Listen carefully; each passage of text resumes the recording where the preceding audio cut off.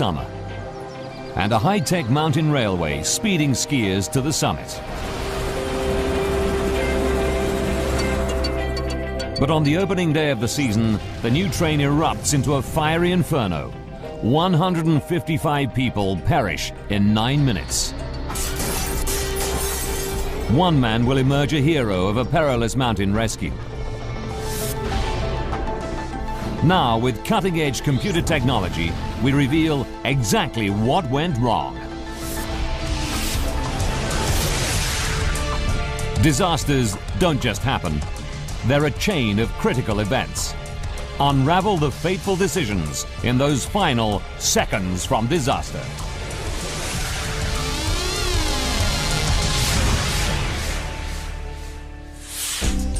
Europe.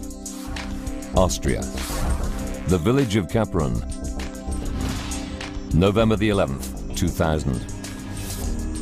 Thousands of skiers and snowboarders crowd into the resort for the opening day of the winter sports season. What makes Kaprun so popular is its giant glacier, the Kitzsteinhorn. It's a mountain of ice that never melts, whatever the weather, making skiing possible even in summer. A high-tech ski train rises 1,500 meters through solid rock to land skiers near the summit.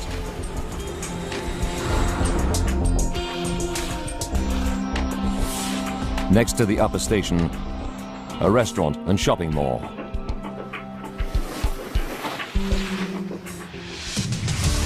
8:45 a.m. Skiers and snowboarders celebrate the season's start. People light firecrackers. Torsten Gradler, part-time firefighter from Germany, arrives for the big day with 49 members of his ski club. That particular trip was the first outing of the year 2000. Thomas Kraus has just joined the club. He's looking forward to his first glimpse of the glacier. To reach the slopes, skiers have a choice: a standard cable car or a high-tech train called a funicular. Most of the group headed for the funicular. I thought to myself, that's bound to be fast. He joins 29 other club members lining up for the high-speed summit train. The 3.8-kilometer ride should take just 9 minutes, 4 minutes faster than the cable car. 8:57 a.m. 161 passengers crowd on board, among them some of the world's top skiers. Sandra Schmidt holds an Olympic gold for Germany. And Sebastian Geiger, who's just 14, is junior champion. Today there's an entire American family on board too.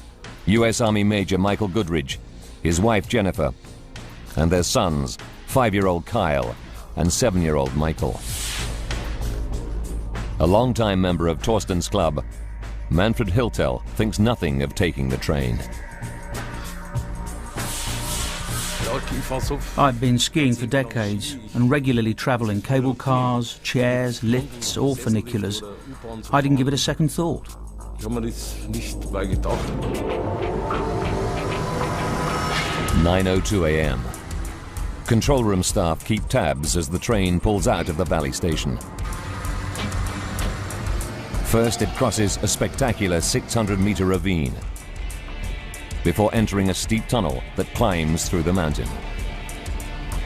For the passengers on board, the upper valley with its ideal skiing conditions should now be just 9 minutes away.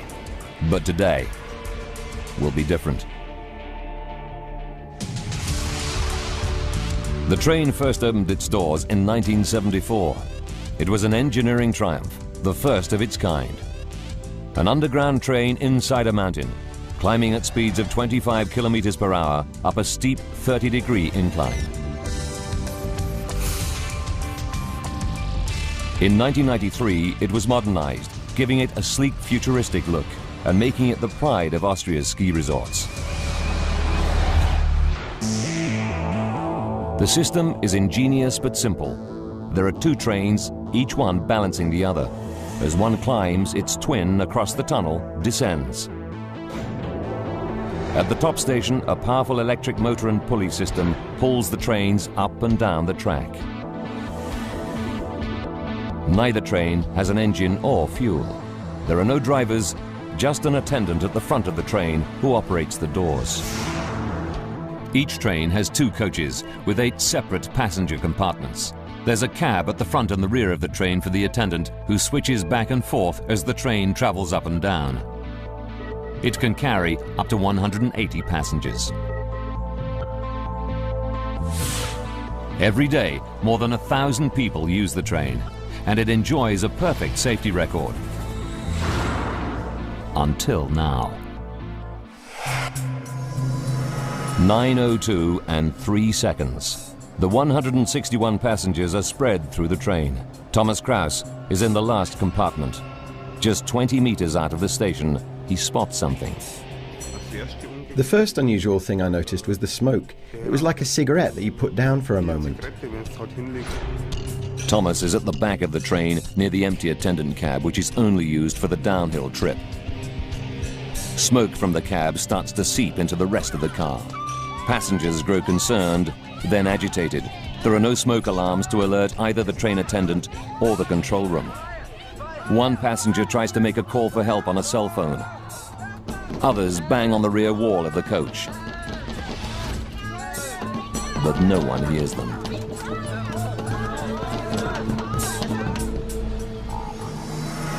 "9:04 a.m. The train enters the tunnel, cutting off cell phone signals. And there's no way to contact the attendant at the front of the train.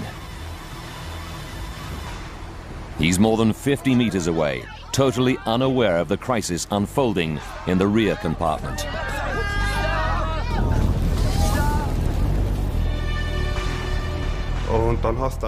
You could already see fire flickering, licking upwards. The word got round, and people inside the compartment realized that there was a real problem.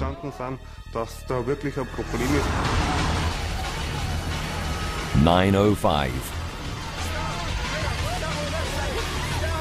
600 meters into the dark tunnel, the train suddenly stops. The control room contacts the attendant to find out what's going on, but he has no idea. He didn't halt the train.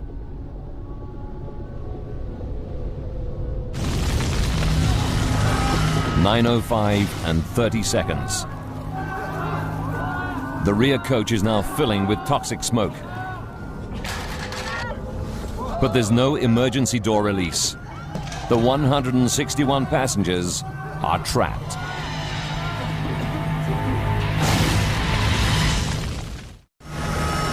"9:06 a.m. As the blaze in the empty attendant's cab worsens, toxic smoke fills the passenger compartments. Torsten Gradler is one of the skiers trapped in the blazing rear coach. The man next to me, who is also a member of our ski group, tried to pull the door open by grasping the rubber seal. But the doors won't open, and some people are starting to panic. Torsten and another man try to smash the windows with a ski pole. But they're made of shock-proof plexiglass. It was very, very difficult. He had to use extreme force just to make a hole. At last, they break the window and think they're free, only to find another pane of glass behind it. Then suddenly, the dangerous situation turns desperate. Flames from the empty attendant's cab burst into the compartment. The terrified passengers have nowhere to go.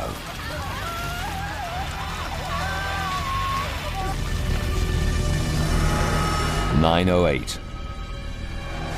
Up until now, the attendant at the front of the train hasn't seen the blaze. Now he realizes what's going on. He alerts the control room. They tell him, open the doors and get the people out. At that exact moment, the intercom dies, and all contact with the burning train is lost. Operators in the control room have no idea what's going on deep within the mountain tunnel. Meanwhile, Torsten Gredler's efforts to smash the windows pay off, and he and the other passengers dive out of the train. I was the last one to leave the compartment. By that time, flames were all around my head. But in other compartments, passengers are still trapped. Some people just stood there, not moving at all. They appeared to have been overcome by the smoke and paralyzed by it.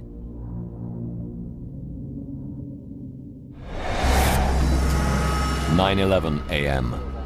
At the station, an operator in the control room calls for help. For those few who've managed to escape the stricken train, the nightmare continues. They must find a way out in the smoke-filled darkness. They face a life or death decision. Which way to go?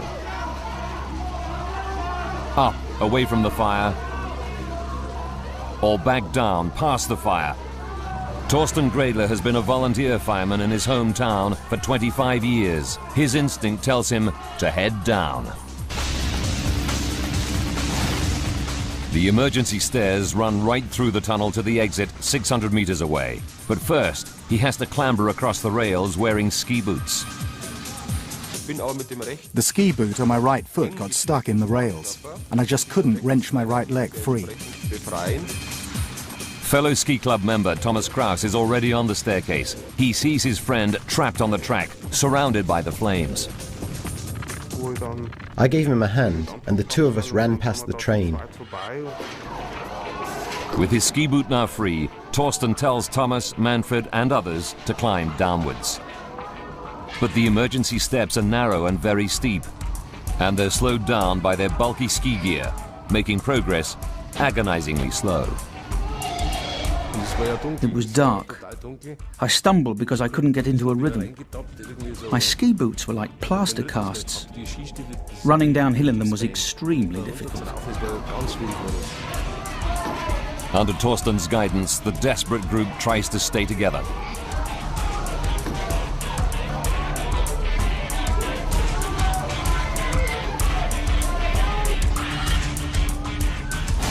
Above them looms the burning train. Its cables could snap at any moment, sending the 40-ton train roaring down the tunnel towards them.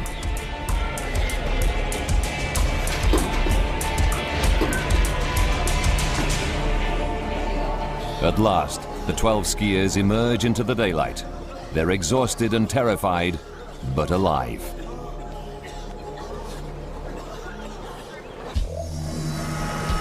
"9:23. 149 passengers and the train attendant are still stranded inside the blazing tunnel. Rescue workers pour in. 500 firefighters, 22 helicopters, 100 rescue vehicles rush to the scene. But the lower end of the tunnel the train is nearest to is way up the mountainside. The only way for firefighters to reach it is on foot up the railway.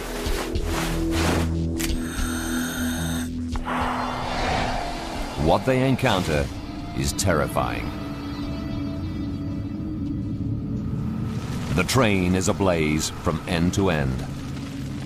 In such extremes of heat, the cable it hangs from could snap at any moment, sending the train hurtling down on top of them and crashing into the valley station below. 9:35. 30 minutes after the fire began, the firemen are forced to abandon the rescue attempt. There's been a total electricity failure. The power supply goes out all over the mountain. Staff at the station fight to restore the electricity. But the station is filling with thick, toxic smoke, and they're forced to escape through an emergency door. Without power, the door jams open. Now fumes escape into the Summit Station shopping mall, full of people. Employees evacuate the station and shopping area. Dozens of people escape, but there are still 4 more trapped inside. Helicopters airlift the first teams of rescuers up to the summit. Firefighters gear up to enter the smoke-filled building. 10:16. Friedrich's team enters the shopping area in search of survivors. You couldn't see anything at all. That's how it was. It was like walking into a void. Thank God we chose the right-hand entrance and quickly found the first person. The firefighters stumble upon a workman lying unconscious just inside the main entrance. He's barely breathing. They rush him outside just in time. They plunge into the smoke-filled building again. Despite zero visibility, they find the last 3 people. Tragically, they're already dead. The thick smoke and high temperatures make it too dangerous for the firefighters to continue into the station and tunnel. The search for the missing 149 passengers is suspended. For Fire Chief Anton Brandauer, it's an agonizing dilemma. We were there with nearly 500 men and 60 or 70 fire engines, but there was still nothing that we could do.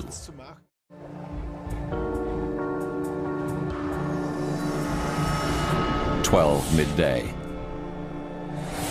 3 terrible hours since the inferno started. It's still dangerous, but Fire Chief Brandauer decides to let 2 small teams of specially equipped rescuers enter the tunnel in search of survivors. The men have no idea what to expect in the smoke-filled darkness.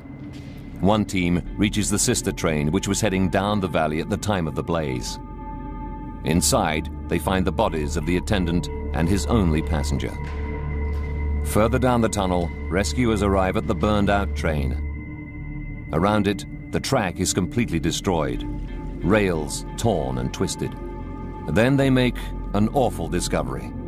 Of the 149 passengers trapped in the train, not one has survived.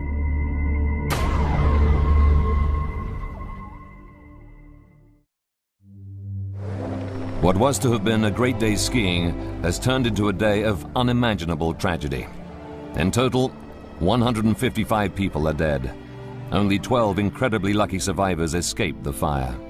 It's the worst peacetime tragedy Austria has ever suffered, and devastating news for dozens of bereaved families around the world. That's the worst part of it, telling the relatives there are no survivors. For me, that was the worst moment. Most of the bodies are burnt beyond recognition. In some cases, identification relies on DNA cross-matched with samples from the victims' toothbrushes and razors found in their hotels. Among those who die are U.S. Army Major Michael Goodridge, his wife Jennifer, and their 2 young children.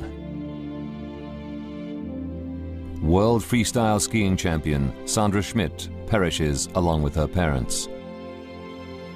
German junior ski champion Sebastian Geiger, aged 14, dies with 3 other members of his group and their 2 ski coaches. But how could this terrible tragedy happen? It's a total mystery. Pulled up by a cable and winch, the train has no engine, no fuel tanks, and only low-voltage electrical devices. What could have caused the blaze? The Regional Public Prosecutor's Office orders an investigation into the cause of the disaster.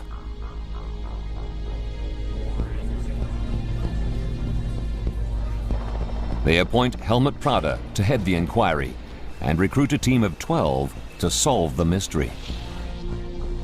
Using their findings, we can piece together the deadly chain of events. Forensic investigators begin by searching for clues to the source of the blaze. They must work on the burnt-out train inside the tunnel. If the wreck is moved, they may lose vital clues.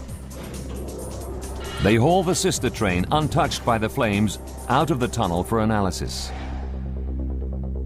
Built to identical specifications, the twin train may reveal an undetected design flaw. Within hours of the tragedy, journalists air theories on the cause of the fire. The Times of London suggests that snowboarders may have been to blame. The paper reports that some snowboarders may have been lighting firecrackers in celebration of the opening day of the new winter sports season. Could a teenage prank have started the terrifying inferno, which would go on to claim 155 lives? At this early stage of the inquiry, nothing is ruled out. Investigators take survivor Thomas Kraus to the sister train to point out where he first saw the blaze. In my statement, I said it was like a cigarette that you put down for a moment. That's what it looked like, the smoke coming from the control panel. The control panel is in the rear attendance compartment. Investigators try to find out if anyone could have got in there and started a fire, accidentally or even deliberately. But the rear cab is sealed off from the passenger compartment. The only way into it is from the platform. Eyewitnesses confirm it was empty on the fateful journey. The attendant was in the uphill cab at the front of the train. The only opportunity for someone to enter the rear cab and start a fire is during the train's 3-minute stop at the Valley station just before it leaves. Investigators calculate that this is too short a time frame for anyone to get in, start the fire, and get out without being noticed.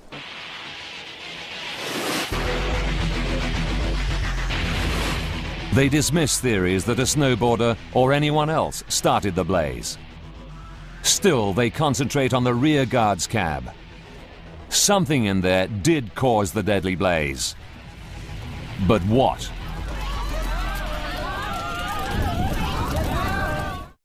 Passenger Thomas Kraus has told them where the fire broke out. The control panel in the rear attendance compartment, which contains electrical wiring. Painstakingly, the team carry out tests to see if faulty wiring could have sparked the blaze. But the cables which were replaced during the train's modernization in 1993 are all coated with self-extinguishing materials and could not sustain a fire. It seems the train's modernized electrical system conforms to all fire safety standards. Still, the team continues to explore the records of the train's 1993 refit. Then, they make a fascinating discovery. During the train's modernization, the attendants' cabs were made more comfortable. Electric fan heaters were installed to keep the cabs warm during the freezing winter months when temperatures can plummet to minus 20 degrees Celsius.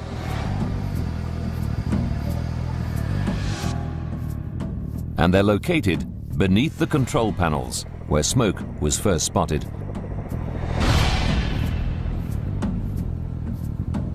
When investigators check out the manufacturer's instructions for the heaters, they uncover a terrible oversight. Incredibly, they find the train's heater is designed for use in the home, not for moving vehicles. Could fitting a domestic heater to a mountain train somehow have caused the blaze? They turn to the identical heater in the sister train and make a stunning discovery. The mount for the heating element has broken, meaning it can easily get jammed against its plastic casing and catch fire. Further tests show that 4 out of 5 heaters of this type have the same defect. It's a major breakthrough for the team, but it doesn't close the case. By itself, a faulty fan heater could possibly start a fire.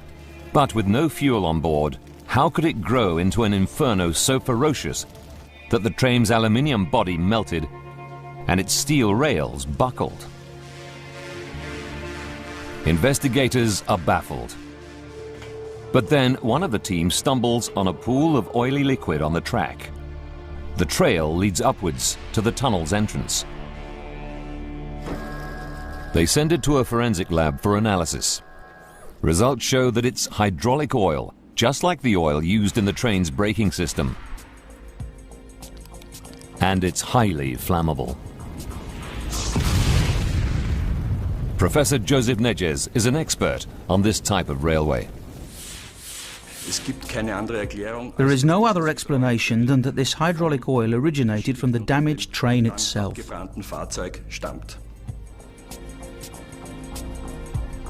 Just like the new heaters in the attendants' cabs, the hydraulic system was a new feature installed during the 1993 refit. 120 litres of the flammable hydraulic oil run in pipes along the 61-metre train. But how did the oil escape onto the track? Hydraulic pipes are often not completely leak-proof, so a small amount of hydraulic oil may have seeped out. But how did the highly flammable oil come into contact with the faulty fan heater? After all, they should be in two completely different places on the train. Investigators comb the sister train for clues and make another crucial discovery. The control panel in the guard's compartment houses an hydraulic pressure gauge, and oil pipes leading to the gauge pass within just a few centimeters of the faulty heater. If these pipes were leaking, some of the flammable oil could have dripped onto the heater. Could this be the vital breakthrough investigators are looking for? Now they can piece together the chain of events leading up to the tragedy.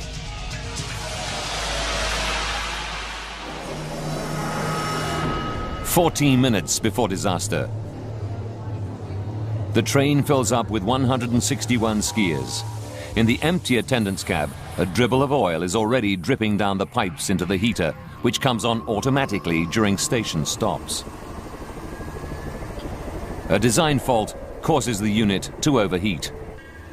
Hydraulic oil seeps onto the red-hot heater element. Fire breaks out unnoticed before the train even leaves the station.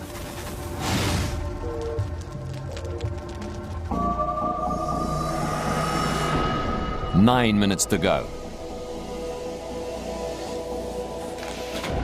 As the train pulls out of the station, the heater switches off automatically. But it's too late. Inside, fire takes hold. Thomas Kraus is close by the control panel. The first unusual thing I noticed was the smoke. Wisps of smoke coming from some sort of control panel.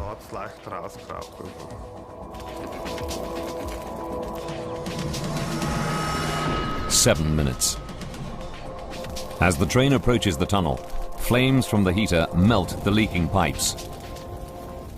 Now oil gushes out of the pipes, soaking the plastic floor and dripping onto the track below. As the train enters the tunnel, highly flammable hydraulic oil is feeding a roaring blaze. 6 minutes left. 600 meters into the tunnel, the train unexpectedly comes to a stop. The conductor who's at the front of the train doesn't know there's a problem. But why did the train stop? It's a mystery the investigators now want to solve. They check the design for the train's hydraulic brake system and discover that it has a built-in fail-safe mechanism. If pressure drops, as in the case of a leak, the brakes automatically slam on, bringing the train to an emergency stop. Under normal conditions, it's a necessary safety feature. But now it only serves to trap the train in the tunnel, stranded 600 meters from help. Investigators know that a leak from the hydraulic system causing a 20% loss in pressure would trigger the automatic stop. That leaves more than enough highly flammable fluid on board to create the deadly inferno. Burning parts of the heater casing now drop onto the plastic floor, igniting pools of oil. 4 minutes to go. Toxic, choking smoke enters the crowded lower passenger car, followed by flames as the pressurized hydraulic oil gushes out, feeding the blaze. Now some passengers make their escape bid. The man next to me had to use extreme force just to make a hole in the window. 3 minutes to go. At last, the guard notices the flames coming from the back of the train. He alerts the control room, and the operator tells him to open the doors and let the people out. Then the intercom goes dead. In fact, there's a massive power cut. All over the mountain, cable cars stop. Ski lifts grind to a halt. Automatic doors at the top station fail. It's no coincidence. Investigators find that the fire is to blame. The blaze burned through a vital 16 kilovolt cable that runs alongside the track and through the tunnel, short-circuiting the entire mountain area. With so many dead, everyone wants to know, did the train attendant ever have a chance to open the passenger doors? Their question is answered by a gruesome clue. The investigation established that ultimately the doors were opened because the bodies of all the passengers were found outside the train. Investigators deduced that the attendant used the train's manual override and onboard battery power and did open the doors.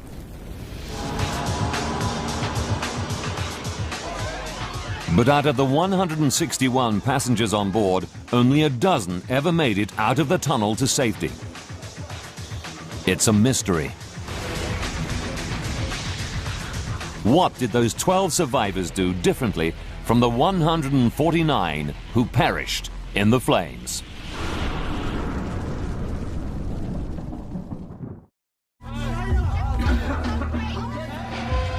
Now the train attendant opens the doors by using the manual override switch, freeing all the remaining passengers from the blazing coaches. But investigators know that all these people, 149 of them, perish. The question everyone wants answered: why do some escape when others die in the tunnel? What's more, many are fit, able-bodied men and women, some of them ski champions. But not one makes it more than 142 meters. Investigators find the body of the German Olympic skier Sandra Schmidt 62 meters from the burnt-out train. Japanese athlete Tomohisa Sase made it the furthest of anyone. They discover his body 142 meters away.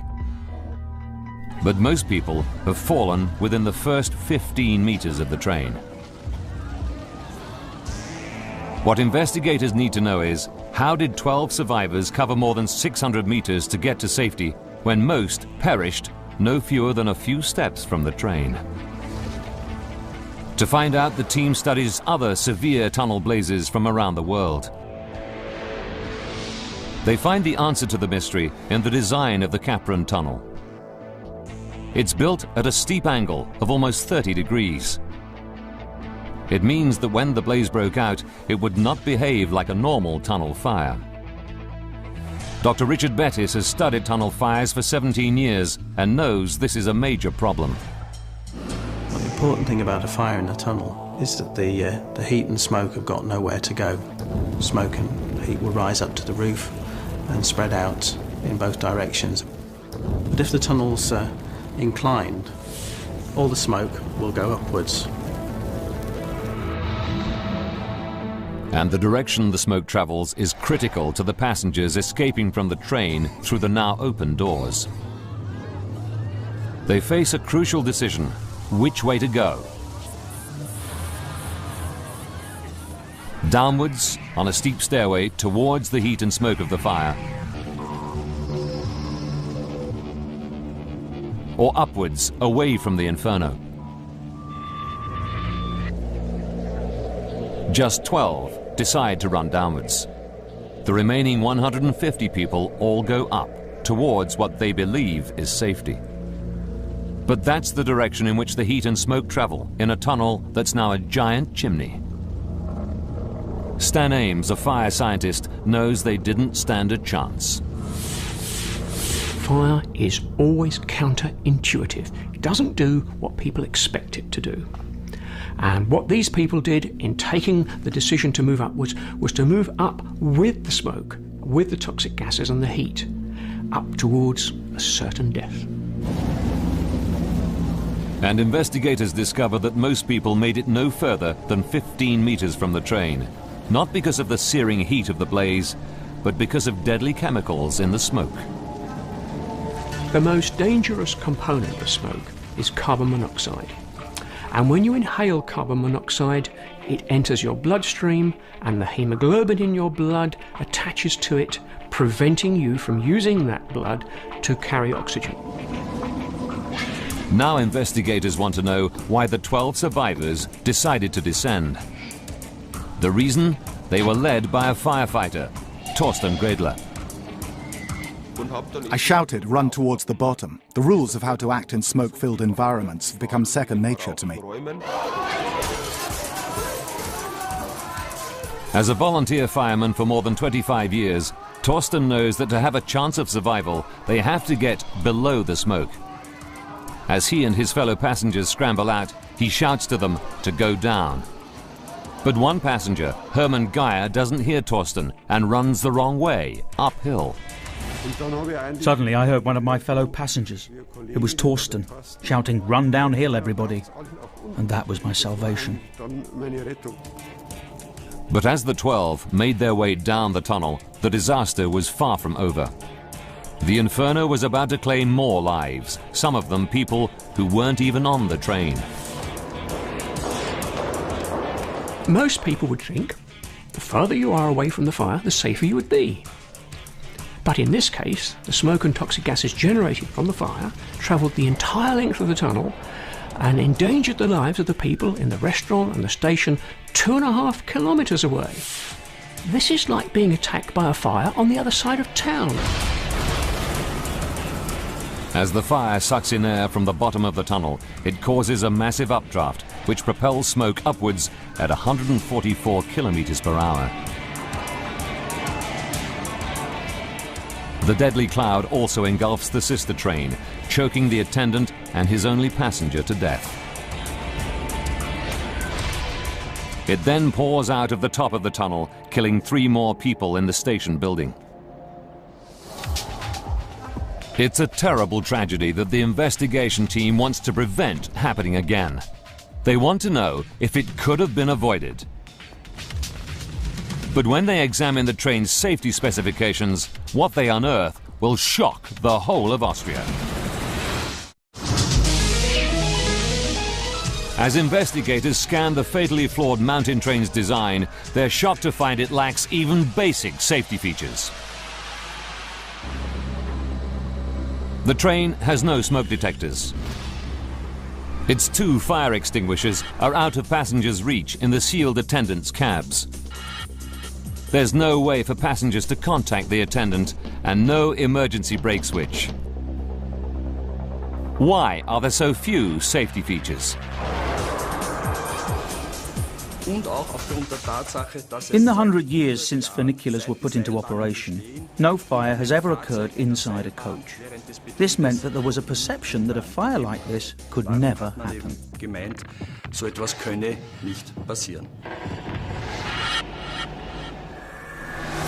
Incredibly, investigators find the train does comply with safety rules. But the rules themselves are hopelessly outdated. They don't take account of new systems fitted when the train was modernized. Hydraulic braking systems and onboard electric power were 2 new innovations that severely increased the risk of fire. But the most serious blunder that the operators committed was to fit a totally unsuitable fan heater inside the control unit of the attendant's cab. As a result, 16 individuals are charged with negligence and indirectly causing the deaths of 155 people. On June the 19th, 2002, the case goes to trial.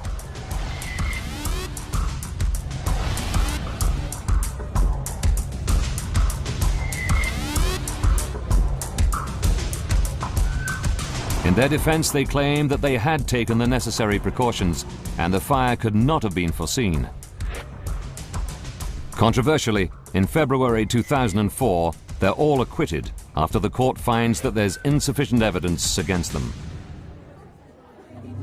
The victims' families are devastated.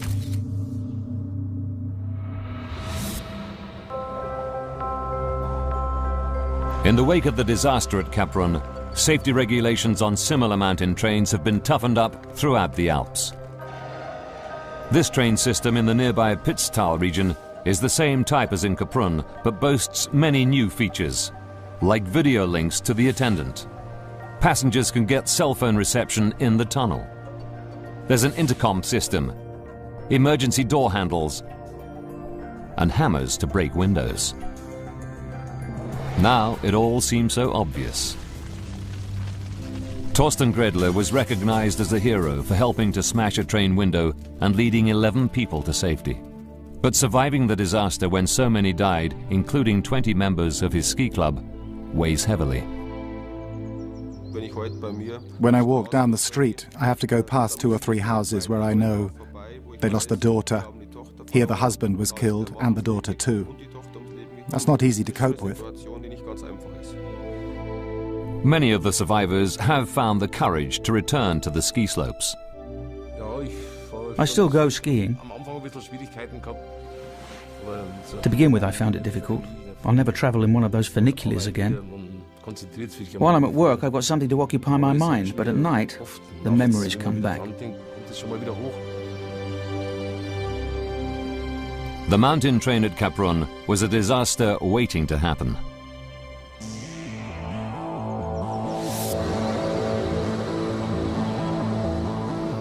One day in November, it took a simple malfunction in a domestic fan heater to set off a catastrophic chain of events. The faulty fan overheated and ignited 120 liters of hydraulic oil.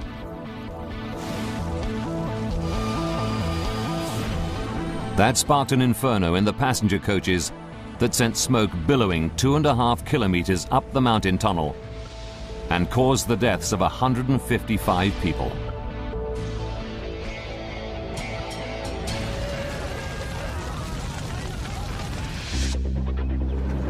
Now a new fast cable car has been built to take skiers up to the slopes. Tourists have returned to take advantage of the exceptional year-round conditions offered by the magnificent Kitzsteinhorn Glacier. Slowly but surely, the town is rebuilding its image. But the mountain train at Kaprun has never reopened.